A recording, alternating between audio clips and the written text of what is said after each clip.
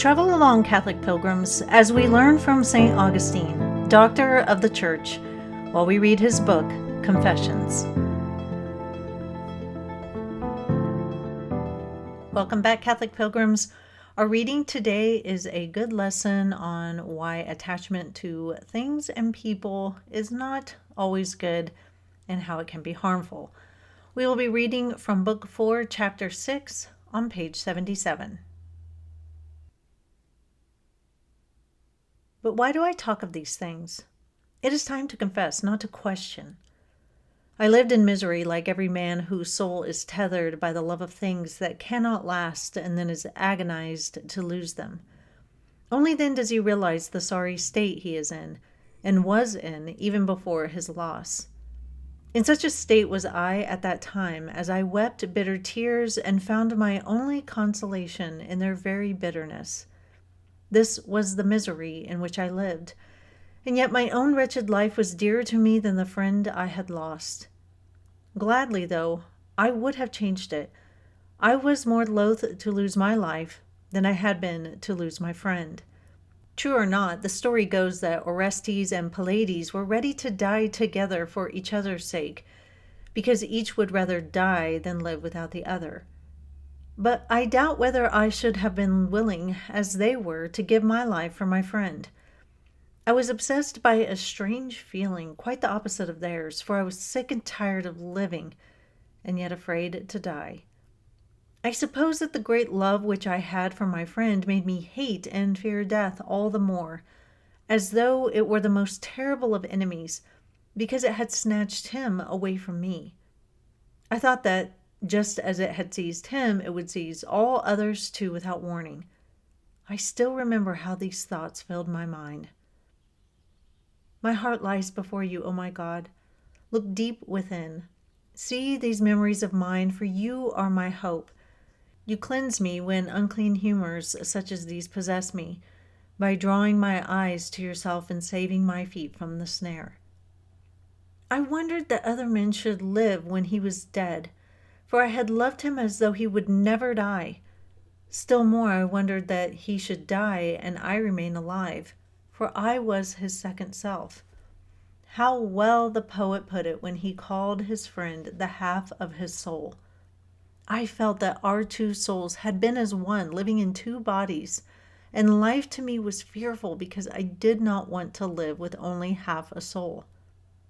Perhaps this too is why I shrank from death, for fear that one whom I had loved so well might then be wholly dead. In Matthew 19, 16 through 30, we hear the story of the rich young man. Now, this rich guy comes to Jesus. He wants eternal life, and he obviously knows that Jesus is someone who can provide the answer on how to obtain eternal life. Jesus tells him to follow the commandments. And the young guy basically says, yeah, I do. So now what? And then Jesus says, if you wish to be perfect, go, sell what you have, and give to the poor, and you will have treasure in heaven. Then come follow me. As we know, the rich young man, he just walks away. He even goes away sad. Sad because he wants that eternal life, but his attachment to his stuff is so great that he can't go after it. In Matthew 8:22, you have a disciple who wants to follow Jesus, but he says to Jesus, hey, let me go bury my dead father first. And Jesus says something that sounds kind of callous and rude. He says, follow me and let the dead bury the dead. So what's going on here? Isn't burying the dead a corporal work of mercy? Now, first we have to understand Jewish burial customs. If you ever go to Jerusalem and you stand upon the Mount of Olives, you're on this high hill. You're up on the hill, and then you go down into a valley, the Kidron Valley, where Gethsemane is, and then you go up a hill into the walls of the ancient city of Jerusalem. All along the Mount of Olives are little stone coffins, thousands and thousands of them. This is where the Jewish people bury their dead, so that their dead are facing the Temple Mount. But when you look around at all the stone boxes, you think to yourself, okay, so are these all children? Because the boxes are very small. But we know that there are a lot of adults here.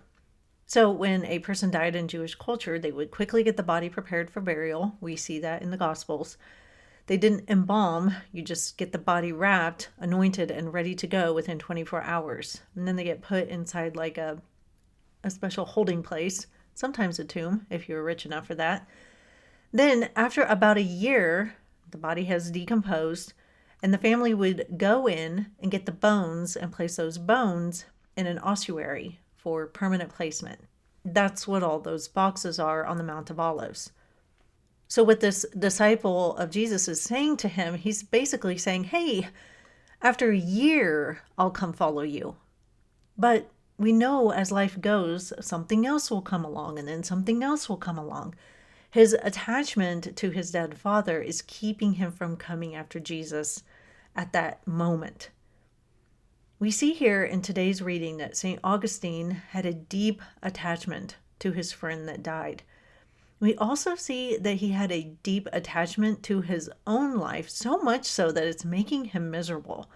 He says, quote, I lived in misery, like every man whose soul is tethered by the love of things that cannot last, and then is agonized to lose them, unquote.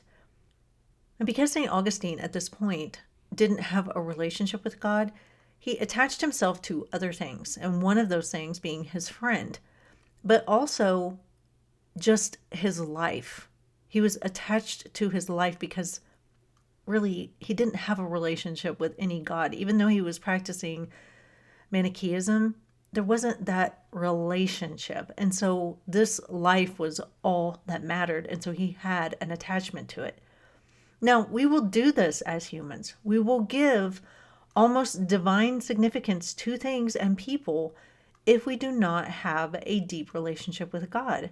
And when we lose those finite things, or we think about losing those finite things, we become almost inconsolable. Now, it's not wrong to grieve the loss of something. Remember from yesterday that the reason we grieve is because we loved. The important thing is that we have our loves properly ordered, and that we aren't obsessively attached to any person or thing that it causes us to despair, or, as St. Augustine confesses, become sick and tired of living, but also being fearful of death. We will stop here for today, Catholic Pilgrims. Have a good rest of your day, and until next time, live the faith boldly and travel well.